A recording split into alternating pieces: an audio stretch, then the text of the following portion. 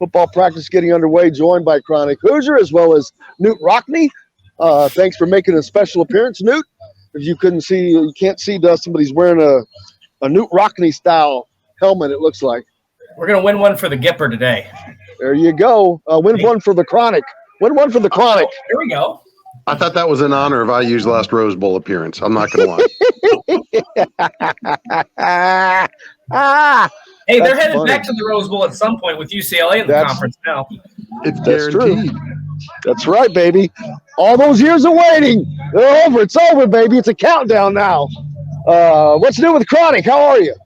I am still in disbelief here that this is the official last day of summer, at least in my household.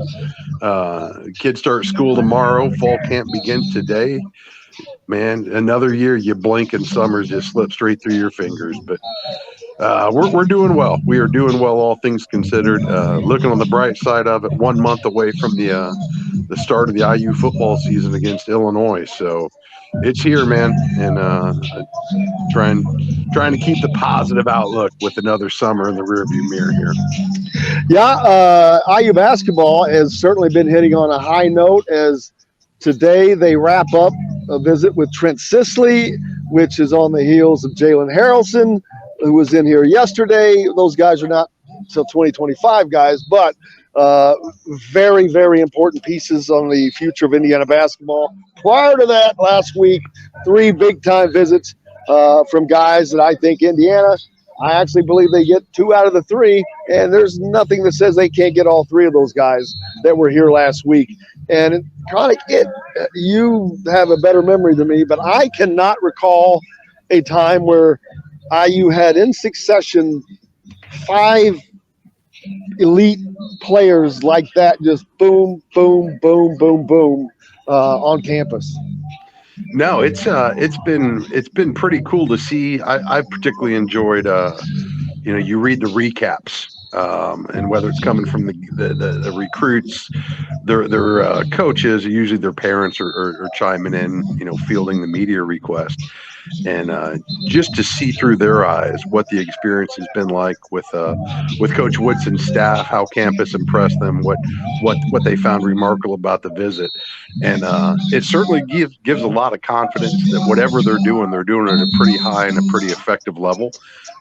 Like you just alluded to, I wouldn't be surprised if we start seeing some of the fruits of those labors here before too long.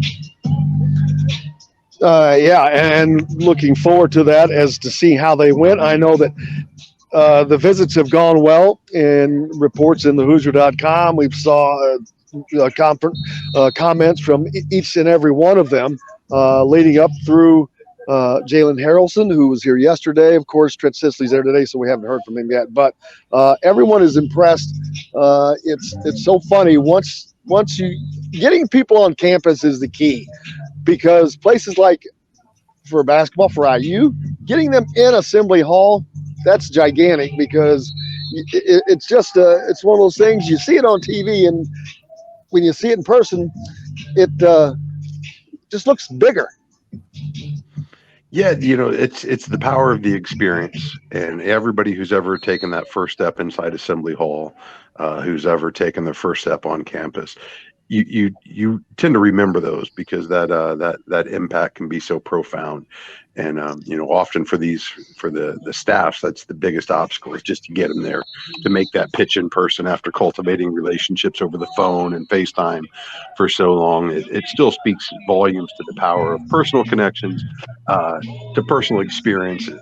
And, it always kind of tickles me when you hear the kids talk about, just randomly walking around town and how everybody knows who they are and why they're here.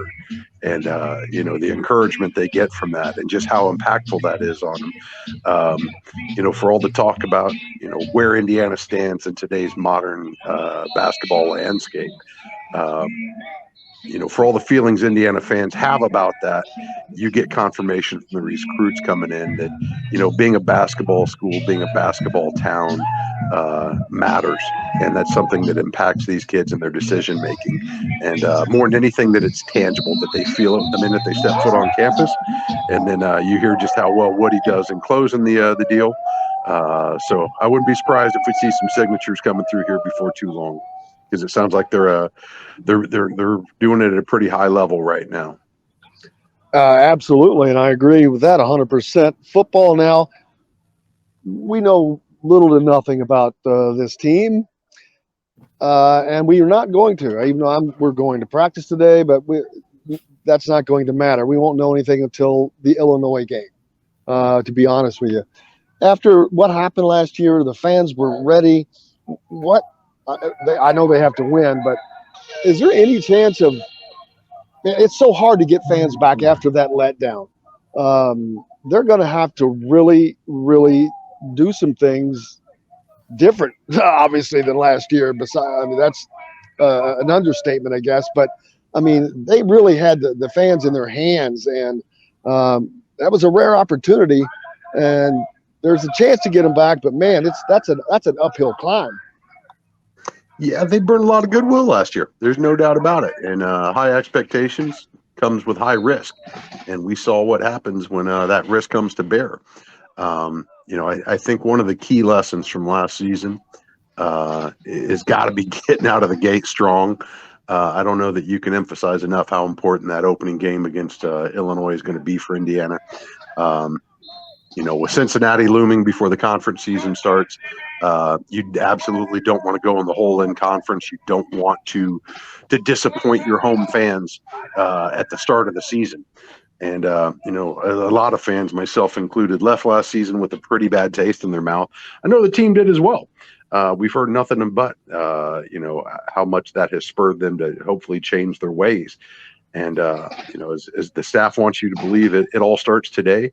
Even though they've laid the seeds for the last 8 months since January last year. We'll see. We'll see. The more I read the previews and try to filter through some of the noise, I'm kind of approaching this one with the expectation that we had a pretty crappy football team last year. And I'm not going to adjust my expectations too much until given other information that makes me reconsider that. And that Friday night game against Illinois is a prime opportunity to put some fresh input into the equation and maybe make me feel a little bit better about it. But we'll see, man. We'll see. Well, one of the things that I think, I think that it's important to kind of remember, and I don't know if you agree with this or not, but you look through, basically Tom Allen's tenure, the first couple of years, 5-7, then he gets to 8-5. Then they have that magical year in 2020. I'm looking at myself in the picture here, and I look ridiculous. I love it. I love it, man. But then last year he goes 2-10, and obviously that leaves a bad taste in your mouth, as you said, Chronic. But at the same time, I think it's fair for fans to maybe also, I don't want to say cautiously optimistic, but that's not who Tom Allen has been. That's not who Indiana has been the last 4 seasons. I mean, they've been basically a 500 type of team. So I understand I understand being cautious and not having hopes up too high this season, but I also think that it's reasonable to suggest that Indiana could be around that 5 or 6 win mark, just given the previous 4 seasons before the 2021 fallout. No, I think that's fair, and I think that's probably the baseline expectation for Indiana, is at least to be in the hunt for a bowl bid by the end of the season. I think what I'm struggling the most with is I look back, and as I try to shape my perceptions about what's to come, this team has so much to prove on the offensive side of the ball. Their inability to score the football, it just repeatedly reared its ugly head over and over and over again last year, and it really put the defense in an untenable position. And I know this season Tom Allen's taken control of the defensive play calling back, which I think is encouraging for IU fans. It's an identity that he's established over the course of his career that's enabled him to get where he is today, that enabled Indiana fans to have just those expectations that they had last year. So I think that's going to give him a great opportunity to rebound and win some of that faith back. All that said, though, it does not matter if you can't put points on the board. So with lots and lots of new faces, lots and lots of new staff on the sideline, lots of uncertainty about what it's going to look like and how it's going to work. But cautiously optimistic is probably the word. that I would generally describe. Also recognizing we're talking about Indiana football, and it's time for them to prove it, because we've had nothing but talk for the last 8 months, and it's going to be another month till we actually see them suited up and step between the lines. So I'm looking at it though. Hopefully, assuming the defense will see some improvement, even though they've got some massive holes to fill on that side. But I'm most interested to see exactly how they plan on moving and scoring the football, because that's probably going to be the determining factor whether or not they even find themselves in that bowl contention at the end of the season. Right. And I think one of the things last year was you go into that season, there was a lot of optimism. Obviously, a lot of people thought Indiana was going to beat Iowa, but there was also this thought that, if Indiana loses that game, it's not the end of the season. Even if they start out, maybe they go 500 because that schedule is so front heavy, that if they were able to get through that 500, they'd probably still be bowl eligible and be okay. Obviously, that wasn't the case. You hear the blowhorn now in the background there from Jim. This year feels very different. This year feels like, Chronic, there's a make or break type of situation. If Indiana wins that Illinois game, then there's hope for the rest of the season. If they lose it, then it feels like the fans are going to fall off. The furthest they're going to get, or the closest they're going to get to Memorial Stadium, is the parking lot for the tailgate season. I mean, do you think that's a fair assessment? I think that's been the history of my experience as an IU football fan. There's always optimism to start the season. Sure. There's always excitement around the first home football game. It's truly is Bloomington at its finest in the fall.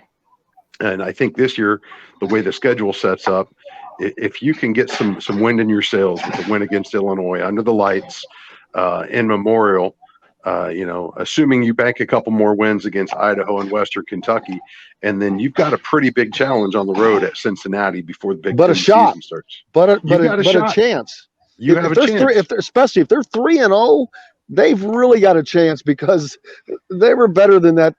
I don't know if I want to say better than that Cincinnati team last year, but we saw what we saw when they played in Memorial Stadium last year, up until Michael McFadden got tossed, and that was with an Indiana offense that wasn't doing a lot, but Indiana was still dominating that team that would go on to the college football playoffs. And you can certainly make the argument that the bottom fell out of the season with that loss, or at least that was the beginning of the bottom falling out for that team. And I think conversely this year, it starts with Illinois. You've got to get that win in under your belt and get the momentum and get going downhill, because if you can head over to Cincinnati halfway to bowl eligibility, you have already turned the tides on the expectations.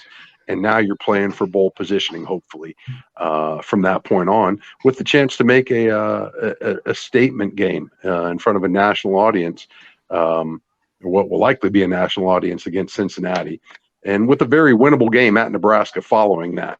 And I think if you can set the table up and put yourself in that position for success, it's going to allow you to endure what's likely going to be some disappointment as the schedule starts to stiffen up against, because you've got Michigan, Penn State, and Ohio State, and Michigan State in your next 6 games following that. But there's some winnable games mixed in there as well. And, what a rare opportunity for Indiana to potentially be looking at bowl eligibility before October's even finished up. Have that in the bag before we even start talking about the bucket game. I think that would do wonders for the program. But conversely, a couple of missteps along the way, and now we're back to the doom and gloom. And, the one thing that I loathe the most as an Indiana football fan is once we've reached that point where confidence in the coaching staff gets lost, and now all those conversations start bubbling up again about what's the best direction forward. It's really a miserable place to be, and unfortunately one that we spent far too much time in as Indiana fans, at least in the course of my lifetime. I think Tom Allen still has enough goodwill left that he can keep some butts in the seats. And, I'm real curious more than anything at what the student turnout is. And I've said this since I started talking about IU football. You want to bellwether the health of the program, look no further than the stands where the students sit, and you'll get a real sense in what direction things are going in. And, they have shown they will always be there to begin with. Can you keep them there? Can you keep them coming back? And I think that's going to probably be very, very evident very early on exactly what the pulse is on that support. and what's going to ripple on from there.